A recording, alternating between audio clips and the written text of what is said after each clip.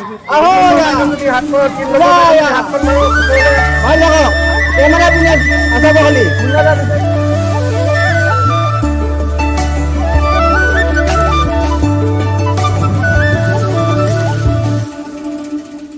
Hey guys কি খবৰ আশা কৰোঁ আপোনালোক সকলোৰে খবৰ ভাল আৰু আপোনালোকে চাই আছে জেকেছ ব্লগছ আৰু এয়া চাওক মই আছোঁ এতিয়া হাজোৰ পোৱামক্কাত এটা সুন্দৰ পৰিৱেশৰ মাজত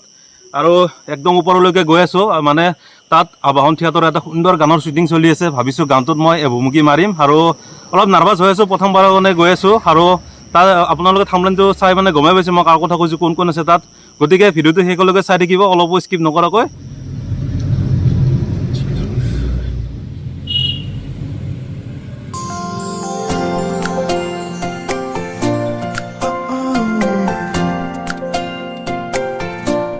আমি আহি পালোঁ একেবাৰে ওপৰত টপ অফ দ্য হিল আৰু মোৰ পিছফালে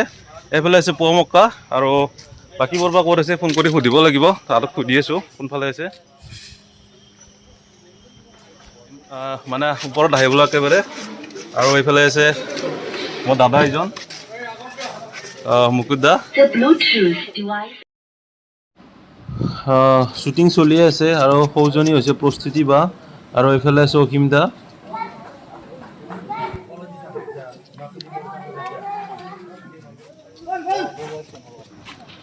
এইটো হৈছে হাজো পোৱামক্কাৰ একেবাৰে ওপৰত থকা দৰগাহ শ্বৰীফ আৰু এইফালে আছে আমাৰ অসমৰ জনপ্ৰিয় কোৰিঅগ্ৰাফাৰ অসীম দা আপোনাক বহুত দিনৰ মূৰত লগ পালোঁ ভালে আছে একদম ভালে আছোঁ বাচ্চা লৈ আহি আছোঁ কিন্তু মোৰে হয় মানে ভুলতো নহয় মোৰ হয় বুলি এইটো একচুৱেলি আমাৰ এক্টৰ হয় জুনিয়ৰ এক্টৰ হয় ই বহুত দেৰি সময় আহি 1 ঘণ্টামান ৰখি আছে ৰ'দ পাব বুলি মই তাক চাহত লৈ আহিছোঁ আবাহন থিয়েটাৰ তাকে আবাহন থিয়েটাৰৰ প্ৰস্তুতিবাৰ অগ্নিকন্যাৰ এটি গীতত আমি কোৰিঅ'গ্ৰাফি কৰি আছোঁ মই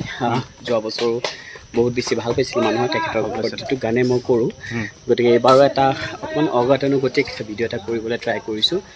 আশা কৰোঁ দৰ্শক ৰাইজে ভাল পাব আৰু গীতটো সঁচাকৈ খুব ভাল এতিয়া বান পৰিস্থিতিলৈ বা যিখিনি হৈ আছে হিন্দু মুছলিমৰ যুদ্ধ কাজিয়া সেইখিনিকে আমি একতা দেখুৱাব বিচাৰি পেলাই কামটো কৰিছোঁ এইটো ছিংগাৰ কোন ছিংগাৰ প্ৰস্তুতিবাই নিজে গাইছে ফাৰ্ষ্ট টাইম গাইছে তো ভাল লাগিল আপোনাৰ লগত কথা পাতি থেংক ইউ আৰু আমাৰ শ্বুটিংটো চাগে ইয়াতে নহ'ব আমি এতিয়া গৈ আছোঁ মাধৱ মন্দিৰত তাত গৈ কৰি আছোঁ আপোনালোক দেখুৱাই আছোঁ আছে অসমীয়া চিনেমা জগতৰ লগতে ভ্ৰমণ জগতৰ এগৰাকী বিশেষকৈ অসমবাসী ৰাইজৰ অতিকৈ মৰমৰ প্ৰস্তুতি বা আপোনাক যে এনেকৈ লগ পাম ভবা নাছিলে কেতিয়াও মানে পূৰা নাৰ্ভাছ ফিল কৰি আছোঁ আৰু আপুনি সকলোকে নমস্কাৰ এই চেনেলটোৰ যিসকল ছাবস্ক্ৰাইবাৰ আছে বহুত মৰম আটাইকে আৰু আজি হঠাৎ লগ পাই গ'লোঁ এওঁক আমাৰ এটা গানৰ শ্বুটিং চলি আছে এতিয়া আৰু শুনিব পাইছোঁ গানটো আপুনি নিজে গাইছে চেষ্টা কৰিছোঁ আৰু অসীম দা কৈছিলে নতুন কিবা এটা চেষ্টা কৰিছোঁ দেখা যাওক ৰাইজে কি কয় এতিয়া গানটোৰ কথাখিনি বৰ ধুনীয়া একদম মানে আজিৰ সময়ৰ মানুহৰ মনৰ কিছুমান কথা আৰু মানে গম পালোঁ হঠাতে মানে আমাৰ জগতৰ মানে অভিনেতা কিশোৰ দাস ঢুকুৱা বুলি আপুনি এই বিষয়ত খুব মৰ্মাহত হৈছোঁ খবৰটো শুনি আৰু আচলতে দীৰ্ঘদিন ধৰি তেওঁ অসুস্থ হৈ আছিলে আমি আটাই জানোৱেই তেওঁৰ শাৰীৰিক অৱস্থাটো কেনেকুৱা হৈ আছে তথাপিতো ইমান কম বয়সীয়া ল'ৰা এজন নহয়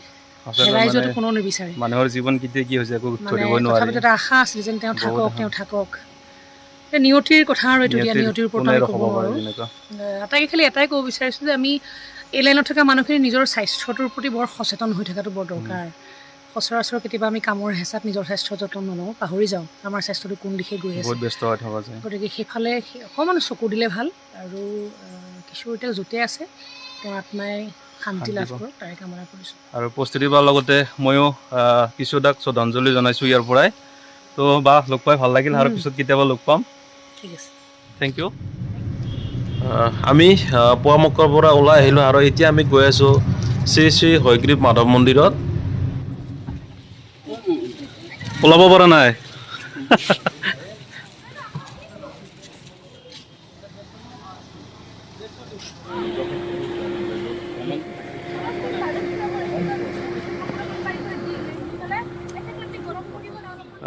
আৰু মাধৱ মন্দিৰ আহি পালোঁ ড্ৰেছ চেছ কৰি ল'লোঁ এতিয়া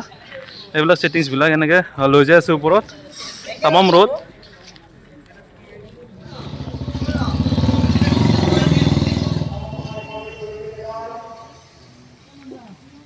আৰু এয়া চাওক হাজোৰ বিষ্ণু পুষ্কৰ পুখুৰীত থকা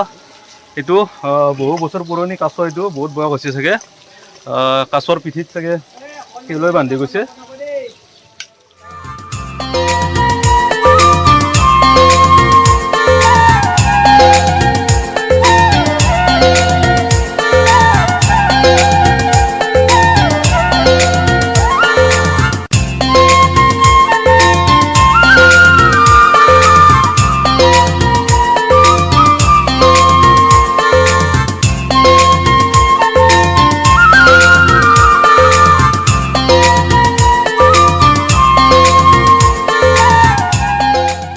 আমাৰ শ্বুটিংটো ইয়াতে হ'ব। মন্দিৰৰ চিৰি এনেকৈ উঠি যাব লাগিব, মাধৱ মন্দিৰৰ চিৰিটো। আৰু এইবিলাক ছেটিংছবিলাক ৰেডি হৈ আছে, কিন্তু আৰ্টিষ্টবিলাক অহা নাই এতিয়াও।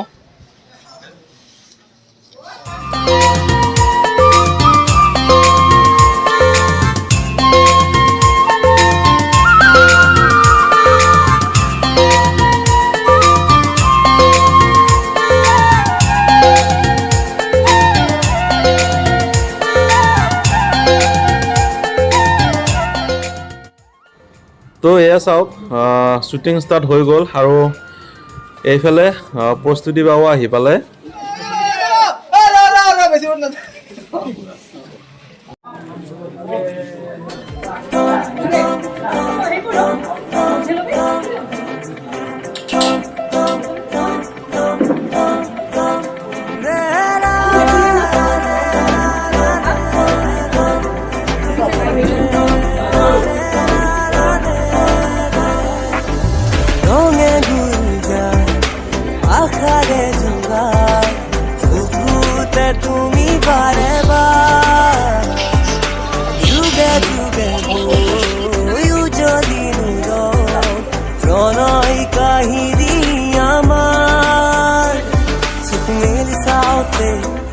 দেখিলো যে তোমাকে চকুৱে চকুৱে চিনি পালো হঠাতে, চকু মেলি চাওঁতে দেখিলো যে তোমাকে চকুৱে চকুৱে চিনি পালো হঠাতে। এবেলি মোক বুকুতে ৰাখি এবেলি মোক। আমি মাধৱ মন্দিৰৰ একেবাৰে ওপৰত আহি পালোঁ আৰু ইয়াতো কিছুমান শ্বট লোৱা হ'ব। আৰু আপোনালোকে যে এইটো দেখা পাইছে শিৱলিংগটো, এইটো কোনো আচল শিৱলিংগ নহয়, এইটো আচলতে থাৰ্মকলেদি বনোৱা হৈছে, মানে শ্বুটিঙত ব্যৱহাৰ কৰিবৰ কাৰণে।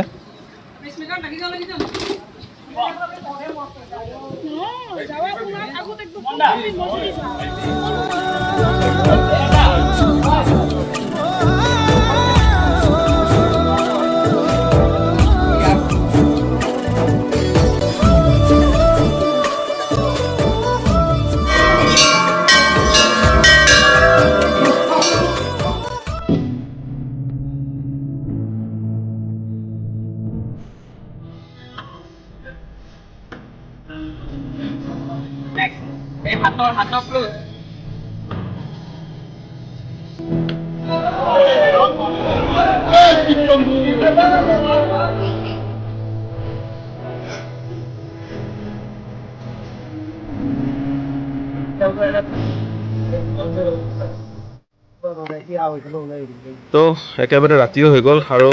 বেছি নাই, এটা শ্বট আছে, সেইটো মানে ৰাতি কৰিব লাগে। কাৰণ এইবিলাক যে আপোনালোকে দেখা পাইছে, এইবিলাক বাঁহত এনেকৈ কেৰাচিন তেল লগাই মানে জুই লগা হ'ব, আৰু সেইটো হৈছে এটা সমাধানৰ কাৰণে, এটা জুই সমাধান হ'ব, সেইটো কাৰণে এইবিলাক ৰেডি কৰি থকা হৈছে।